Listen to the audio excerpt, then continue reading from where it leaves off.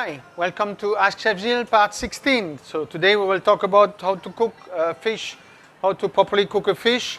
Most of the time we pan-sear or steam. Of course there's other ways also like confit in olive oil or baked. But the most common way to cook a fish is pan-seared or steamed, and that's what we will concentrate today on. So when to pan-sear or when to steam?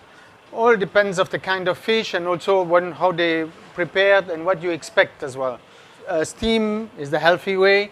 Don't need to use additional fat. You just maybe a little bit olive oil and you steam it. So it's very healthy, but you need a very fresh fish. Usually also when you don't have skin, you prefer most of the time to steam it because it's a bit more delicate.